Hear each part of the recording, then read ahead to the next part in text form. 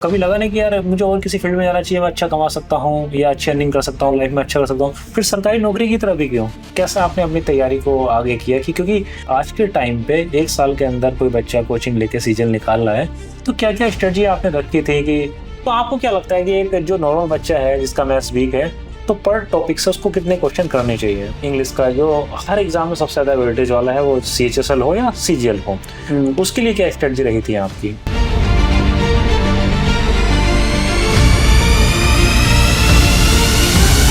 आज मेरे साथ बैठे हैं विजय, जो राजस्थान सीकर से हैं और CGL 2024 में एक CGL में पोस्ट लेके बैठे हैं।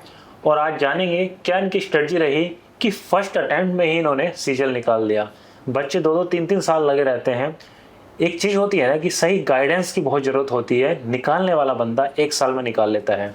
और आज मेरे साथ ऐसे ही शख्स बैठे हैं जो बताएंगे कि क्या इन्होंने स्ट्रेटजी अपनाई कि 1 साल के अंदर इन्होंने CGL क्रैक कर लिया और CGL की एक पोस्ट लेके हमारे साथ बैठे हैं। विजय, अपने बारे में थोड़ा बताएं, क्या आपका एजुकेशन बैकग्राउंड रहा था और फिर कैसे आप इधर CGL की तरफ मूव हुए?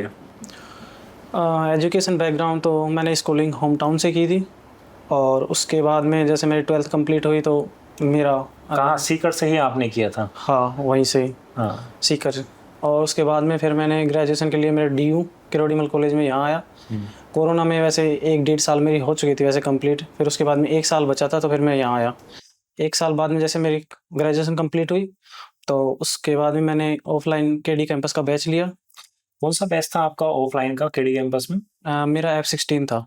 अच्छा, जो फाउंडेशन F16 का बैच? फाउंडेशन बैच लिया था मैंने। हाँ, तो मतलब जैसे CGL के बारे में आपको किसने बताया या आपको पहले से पता था इन सब चीज़ के बारे में? मेरे को मेरी सिस्टर की जैसे शादी हुई थी तब उनकी ननद है, उन्होंने बताया था। वो पहले ASO इन CSS में थी। अच्छा। हाँ, तो उन्होंने मेरे को गाइड किया था, इंस्पायर किया था कि ये ऐसे CGL होता है और ऐसे इसमें कई पोस्ट होती है। उन्होंने इंस्पायर किया था मेरे को। जैसा आप किरोड़ीमल कॉलेज में थे तो मतलब एक जाहिर सी बात है, आप अच्छे स्टूडेंट रहे होंगे तभी किरोड़ीमल कॉलेज मिला होगा। तो कभी लगा नहीं कि यार मुझे और किसी फील्ड में जाना चाहिए, मैं अच्छा कमा सकता हूँ या अच्छी अर्निंग कर सकता हूँ, लाइफ में अच्छा कर सकता हूँ, फिर सरकारी नौकरी की तरफ ही क्यों? देखिए, हमारे साइड राजस्थान में यदि सरकारी जॉब है तो रेस्पेक्ट है। सरकारी जॉब ही मैटर करती है हमारी। तो मैं पहले ऐसे सोचा कि पहले सरकारी जॉब लूँगा और मेरी जो हॉबीज़ है उसको बाद में परस्यू करूँगा।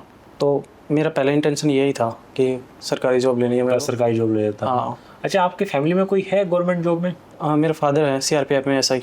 अच्छा, फादर हैं। तो फिर उसके बाद की जर्नी कैसी रही? जैसा आपने यहाँ आए और आपने ऑफलाइन बैचेस यहाँ ले लिया, तो फिर कैसा आपने अपनी तैयारी को आगे किया कि क्योंकि बहुत बड़ी बात हो जाती है कि आज के टाइम पे आपको भी पता होगा कंपटीशन इतना टफ है। आज के टाइम पे 1 साल के अंदर कोई बच्चा कोचिंग लेके CGL निकाल रहा है, तो क्या क्या स्ट्रेटजी आपने रखी थी कि कोचिंग में कितने घंटे आपकी क्लास रहती थी, फिर आप रूम पे जाके कितनी देर पढ़ते थे और फिर किस किस चीज़ को आपने फॉलो किया? एक बार वो और बताएं बच्चों को अच्छे से। मैंने शुरू में मैथ पे फोकस किया था मैंने वैसे ज़्यादातर। रीजनिंग को मैंने थोड़ा स्लो रखा था कि अभी रीजनिंग बाद में करूँगा। रीजनिंग, मैथ और GS को लेके चल रहा था। सर भी हमको गाइड कर रहे थे कि GS ही आपको टॉप पे ले जाएगी, यदि उसको करना है तो पहले उस पर चलना पड़े। तो सर के गाइडेंस और मैम ने भी गाइड किया था। ऐसे करके मैंने मॉक भी लगाए, प्रैक्टिस की और ऐसे हो गई थी मेरा CGL। तो जैसे आपने कोचिंग लगा रखी थी, फाउंडेशन क्लास 3 क्लासेस आपकी पर डे लगती है जैसे कि, है ना? हाँ। एक क्लास आपकी GS की डेली रहती है, एक मैथ्स की रहती है, 3 दिन आपकी इंग्लिश रहती है और 3 दिन आपकी रीजनिंग रहती है। हाँ। तो क्या जैसे क्लास के बाद भी आप घर जाके उन चीज़ों को पढ़ते थे या कोचिंग कंप्लीट होने के बाद आपने उन चीज़ों को पढ़ा जो क्लास में कराई गई थी? मैथ और इंग्लिश का तो मैं जाते ही पढ़ लेता था डेली जो जितना भी पढ़ा रहे हैं। हाँ। रीजनिंग की तो मैं क्लास में ही प्रैक्टिस करता था, मैं उसको ज़्यादा सीरियस लिया भी नहीं। SSC की रीजनिंग मुझे इतनी हार्ड होती भी नहीं है। हाँ। तो इनका तो यही था कि उनको जाते ही मैं कर लेता था कवर और प्रैक्टिस भी किया था साथ में, कुछ एक्स्ट्रा क्वेश्चन लगाने। और सर वो PDF प्रोवाइड कर देते टेलीग्राम पे और वहाँ से हो जाता था। अच्छा, आप जैसे मैं पर्टिकुलर एक एक सब्जेक्ट की अगर बात करूं तो एक एक सब्जेक्ट के बारे में अपनी स्ट्रेटजी बताएं कि जैसे अगर आपने कहा कि मैथ्स मैंने सबसे ज़्यादा लगाया, किस तरह से आपकी स्ट्रेटजी रही मैथ्स को लगाने की कि PYQ लगाए आपने, पहले मॉक टेस्ट दिए, या किस तरह से आपने स्ट्रेटजी उसमें अपनाई मैथ्स के लिए?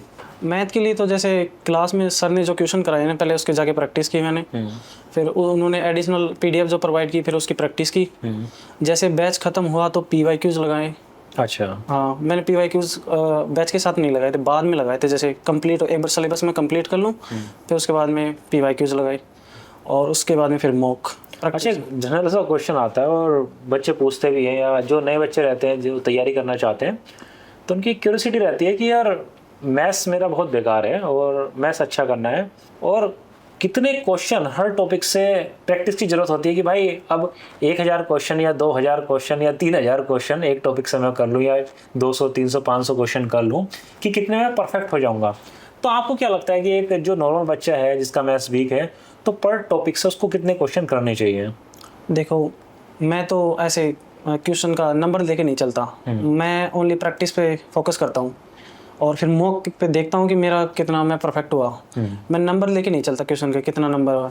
मैं ओनली प्रैक्टिस करता हूँ, जितना हो सके, जितना क्वेश्चन हो सके उतना करने की ट्राई करता हूँ, ज़्यादा से ज़्यादा। हाँ, हर टाइप को कवर करने की कोशिश करता हूँ, और कोई भी टाइप नहीं छूटे। और जैसे मॉक में कोई नया क्वेश्चन मिला, नया टाइप मिला, तो उसके फिर बारे में पीवाईक्यूज सारे सॉल्व करने की कोशिश करता हूँ। अच्छा, आपके लिए मैटर नहीं करता कि क्वेश्चन कितने थे, मैटर ये करता है कि जब तक वो कॉन्सेप्ट क्लियर ना हो जाए और उस पर हाथ ना बैठ जाए, तब तक आपको प्रैक्टिस करते रहना है। और फिर उस प्रैक्टिस को आप मॉक के थ्रू जज करते थे कि मैं कितना उसमें पहुंचा। राइट, यही कहना चाह रहे हैं हमें।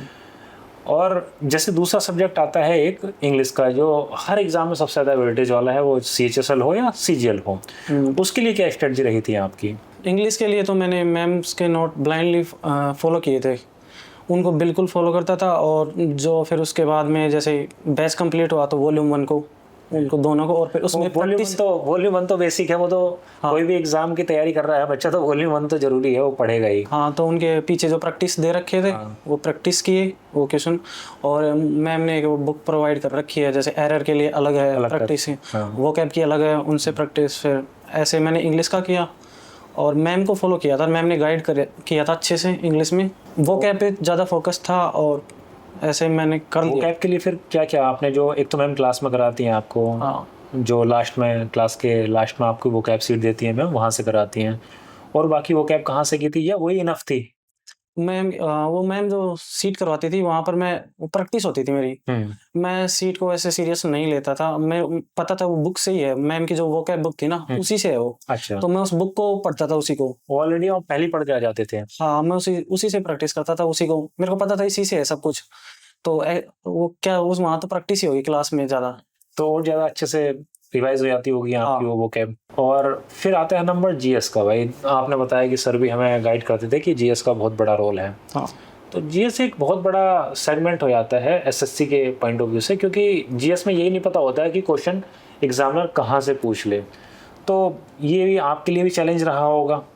तो फिर आपने GS की तैयारी के लिए क्या रुख किया, किस तरह से आपने तैयारी को किया उसको? GS के लिए भी मैंने बेसिक तो नोट्स बनाए थे सर के, और इकोनॉमिक्स में तो मेरा थोड़ा कम ही रुचि था, तो मैं उसको थोड़ा ज़्यादा सीरियस लेता नहीं था। ज्योग्राफी में रुचि थी, और उसके बाद में साइंस के लिए मैं NCERT फॉलो करता था। अच्छा, और इन बाकी के लिए नोट्स फॉलो करता था मैं, और जो यहाँ बैच में प्रोवाइड करते थे, जो बैच में टीचर्स ने नोट्स बनवाए हैं बस खाली उन्हीं को फॉलो किया आपने। और उसके बाद जैसे बैच कंप्लीट हुआ तो थोड़ा मैं NCERT की तरफ मूव कर गया। ज्योग्राफी के लिए मैंने 11th की NCERT फिजिकल ज्योग्राफी वो पढ़ी, और साइंस के लिए 9th और 10th की NCERT। रोहित सर ने नोट्स अच्छे बनवाए थे, तो मैंने पॉलिटिकली और कुछ पढ़ा नहीं, और इकोनॉमिक्स के भी नोट्स से ही मैंने कवर किया था, बस कुछ में मैंने NCERT की थी कवर। और लास्ट बचा आपका रीजनिंग में क्या स्ट्रेटजी रही थी? रीजनिंग में मोहित सर ने अच्छे से करवाया था हमें, उसके नोट्स बनाए थे, और फिर उन्होंने PDF प्रोवाइड की, तो उसकी प्रैक्टिस की, और उनकी बुक से प्रैक्टिस की। देखो मेनली क्या होता है कि रीजनिंग इतना हार्ड नहीं होता, बस ये रहता है कि टाइमिंग का खेल होता है आपका। रीजनिंग तो बस, तो उसके लिए बस आपने खाली प्रैक्टिस ही की। हाँ, प्रैक्टिस। अच्छा, आगे क्या एम है, मतलब आप तो जॉब ले लेके आप शादी करके सेटल होना है, या आगे क्या कुछ सोचा है? नहीं, अभी फर्स्ट अटेम्प्ट था, तो मेरी रुचि तो वैसे भी डिफेंस में है। अच्छा, आप डिफेंस में जाना चाहते हो? हाँ। तो कोई अभी पेपर दिया है डिफेंस का? हाँ, मैंने CDS 2025 का फर्स्ट वाला दिया है, और मेरा रिटर्न क्लियर हो गया, अभी रिजल्ट आया था कल। अच्छा, उसके लिए भी आपको कॉन्ग्रेचुलेशन। Thank you. फिर आगे अभी आपका SSB होना है? हाँ तो मेनली आप डिफेंस के लिए हो, देश सेवा। तो मतलब ये देशभक्ति का जोश कहाँ से जागा आपके अंदर? वो या ये था कि यार ठीक है, कोई डिफेंस की कोई जॉब मिल जाए या कोई भी जॉब एसएससी सीजीएल में मिल जाए चलेगी, या पर्टिकुलर डिफेंस के लिए डेडिकेट थे? वो तो एक तो इंस्पिरेशन मेरे फादर से मिली थी, क्योंकि वो सीआरपीएफ में हाँ। उनकी अब जम्मू है पोस्टिंग, तो उनसे इंस्पायर्ड था मैं पहले से ही, और मेरा लगाव भी देश के प्रति था, तो मैं सोचा डिफेंस मेरे लिए परफेक्ट है, तो मैं उसी को फॉलो करना चाहता हूँ। बहुत बढ़िया। तो अच्छा, ये अभी आपने बताया फादर की पोस्टिंग आपके जम्मू में है, तो जम्मू वाला जो हादसा हुआ था ये वहीं आसपास ही हुआ था क्या? नहीं, उनके पास तो नहीं हुआ, तो ये पहलगांव में, वो काफ़ी दूर है। अच्छा, जहाँ आपके फादर हैं वहाँ से एरिया काफ़ी दूर है। हाँ। तो बेस्ट ऑफ लक विजय, मैं तो यही कहूँगा कि अच्छे से अपना एसएसबी दे के आओ, और जो आपका सपना है उसको आप अपना साकार करो। और एक बार फिर हम बैठें दोबारा और हम चर्चा फिर आपके करें सीडीएस के एग्ज़ाम को लेके कि क्या स्ट्रेटजी आपने रखी है।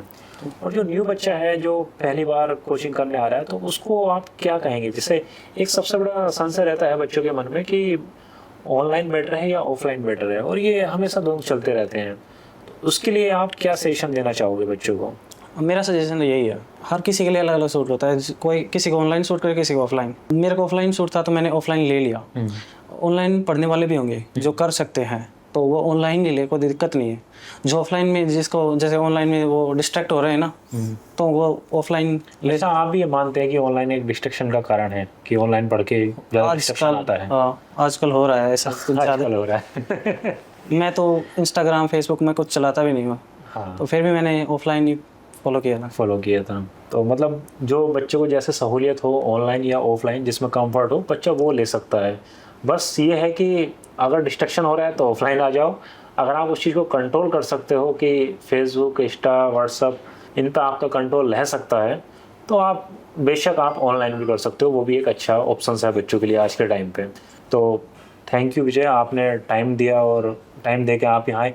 एक आपका वो भी तो मिला होगा कि जो नियुक्ति पत्र जो रोजगार मेला से, हाँ मिला, दिखाएंगे आप? मैं अभी आप सभी को दिखाता हूँ कि जो इनको नियुक्ति पत्र मिला है रोजगार मेला से, और एक बार दिखाना। देखो बच्चों, इस तरीके का होता है और ये सारा लिखा होता है, और बैक साइड से ये अशोक स्तंभ बना होता है, सत्यमेव जयते। और ये इनका भारत सरकार की तरफ से मिला हुआ है, और नाम इनका मेंशन है, और फादर्स नेम मेंशन है, विलेज भी मेंशन है। ये सारी चीज़ इनकी मेंशन रहती है, और ये लगभग 4-5 पेज का रहता है, 4 पेज का ये आपका रहता है। और ये है ऑफलाइन बैच जो ये पढ़े थे, और मतलब अभी तक संभाल कर रख के स्लिप है। बहुत बढ़िया यार। तो कब दोबारा लड्डू खिलाने वाले हो आप सीडीएस के बाद? सीडीएस का जैसे एसएसबी होगा, फिर वो कट ऑफ आएगी तो इंस्टेंट वापस दिल्ली। तो मतलब दोबारा बच्चों को गाइड करना आओगे ना आप सीडीएस के लिए बच्चों को? बिल्कुल। चलो, दोबारा मिलेंगे हम विजय से एक नई जॉब के साथ, और जो इनकी ड्रीम जॉब है। Thank you very much.